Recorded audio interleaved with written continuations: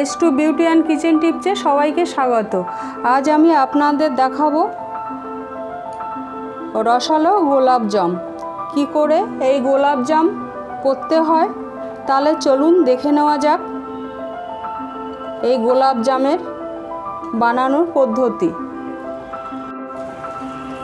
আমি গোলাপজামের জন্য এই 300 গ্রাম চিনি নিয়েছি।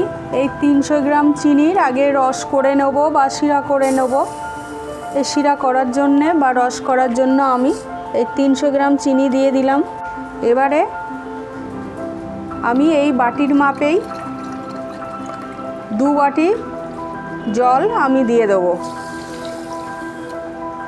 এই 3টে এলাচ আমি ফাটিয়ে নিলাম, এটাতে দিয়ে দিলাম জলে। এবারে এই এলাচটা এই জলে চিনির রসে আমি মেল্ট হতে দেব এবং চিনির এই রসটা আমি একটু ফুটিয়ে নেব 3 থেকে 4 মিনিট। দেখুন চিনির রসটা তৈরি করতে আমার 5 মিনিট সময় লেগেছে, ফুটছে। এই চিনির রসটা খুব গাঢ় হবে না, আবার খুব পাতলাও থাকবে না। চিনির রসটা আমার রেডি হয়ে গেছে। আমরা একটু হাতে করে দিয়ে দেখব, একটু চটচট করলেই হবে। খুব গাঢ় হলে আবার এই গোলাপজামের ভিতরে এই রসটা ঢুকবে না। মোটামুটি একটু চটচট করছে। এবারে আমি এটা অফ করে দেব। গোলাপজামটা এবারে রেডি করে নেব। আমি এই দুধের গোলাপজাম করার জন্য 150 গ্রাম গুঁড়ো দুধ নিয়েছি। এই বাটিটায় 1 বাটি 150 গ্রাম হয়েছে আমার। আর সঙ্গে দিলাম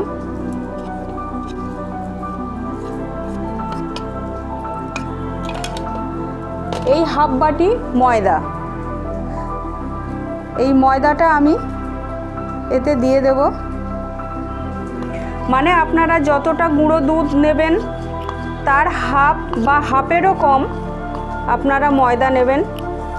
এর সঙ্গে নেব আমি 1 চামচ এলাচ গুঁড়ো,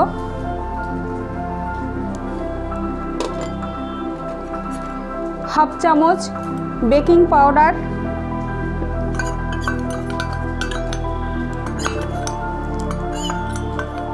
বেকিং সোডা নয়, বেকিং পাউডার। বেকিং সোডা দিলে গোলাপজামটা ফেটে যাবে।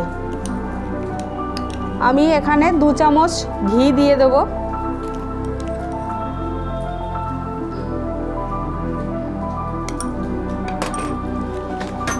এবারে আমি এই দুধটা নিয়েছি, গরুর দুধ। এই দুধ দিয়ে অল্প অল্প করে 1 চামচ দুধ দিয়ে 1 চামচ দুধ দিয়ে মাখবো। এই দুধটা গরমও নয় ঠান্ডাও নয়, নর্মাল দুধ আমি নিয়েছি। 2 চামচ আগে দিয়ে দিলাম। এবারে এটা আমি মাখবো আস্তে আস্তে।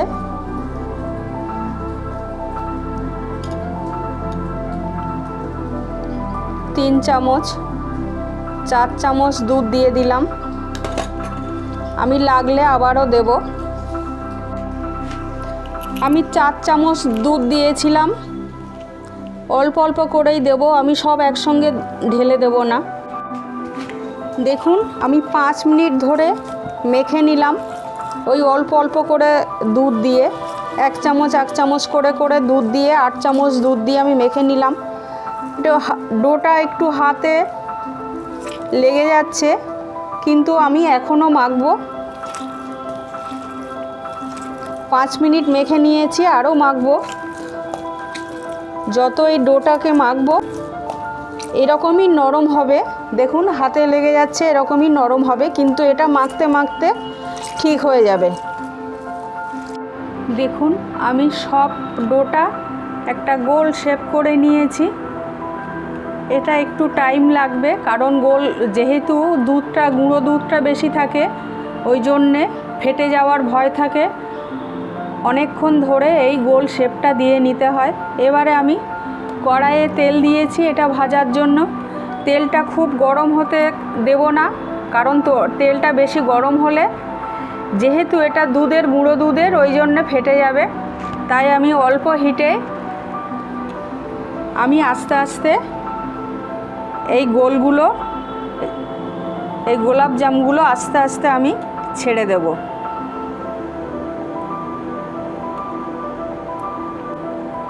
এটা খুব সহজ পদ্ধতির এই গোলাপ জাম তৈরি। আপনাদের এই রেসিপিটা যদি ভালো লেগে থাকে আপনারা একটা লাইক, কমেন্ট, শেয়ার করবেন আর আমার চ্যানেলটা সাবস্ক্রাইব করে দেবেন, অনুরোধ রইল যারা নতুন আছেন।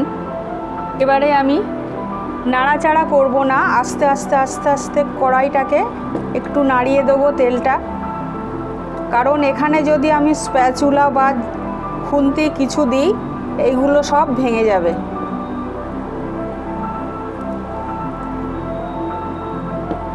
ভাজার সময় ভয়টা বেশি থাকে, ওই জন্য আমি এখনও কোনো চামচ বা খুন্তি কিছু দিলাম না।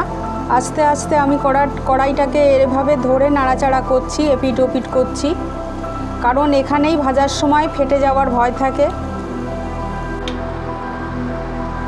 এপিট ওপিট করে উল্টে দেব আমি খুব সাবধানে। আস্তে আস্তে হালকা একটা ব্রাউন কালার চলে এসছে। আমি আর বেশি ডিপ ব্রাউন কালার করব না, তাহলে সেটা কালো জাম হয়ে যাবে। আমার এটা লাল হয়ে গেছে, যথেষ্ট ব্রাউন কালার এসে গেছে। এবারে আমি আস্তে আস্তে এগুলো তুলে নেব। আমি আস্তে আস্তে এগুলো তুলে নেব।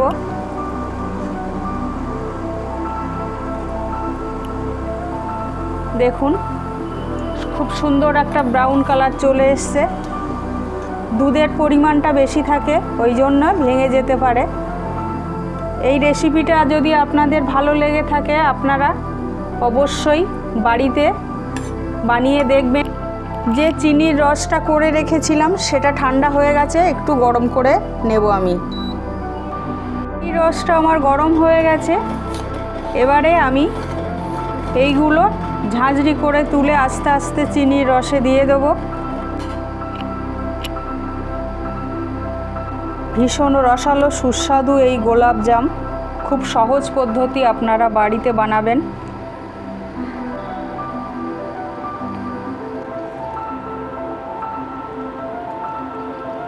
দেখুন আমার 3-4 মিনিট হয়ে গেছে।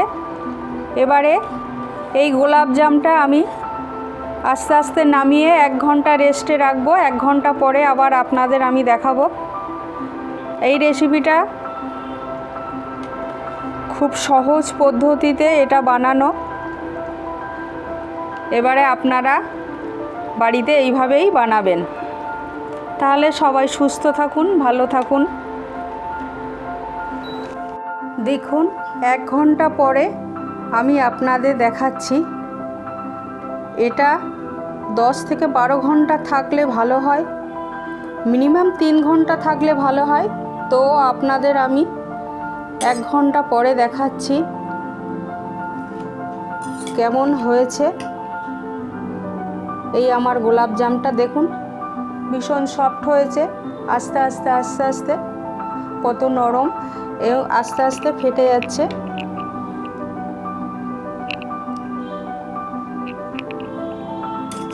এই দেখুন কত সুন্দর ভিতরটা হয়েছে এবং কত সফট স্পঞ্জি হয়েছে। এইভাবেই আপনারা জামাই ষষ্ঠী বা ভাইফোঁটায় বাড়িতে মিষ্টি বানিয়ে ভাইদের খাওয়াতে পারেন আর জামাইদের খাওয়াতে পারেন। কত সফট।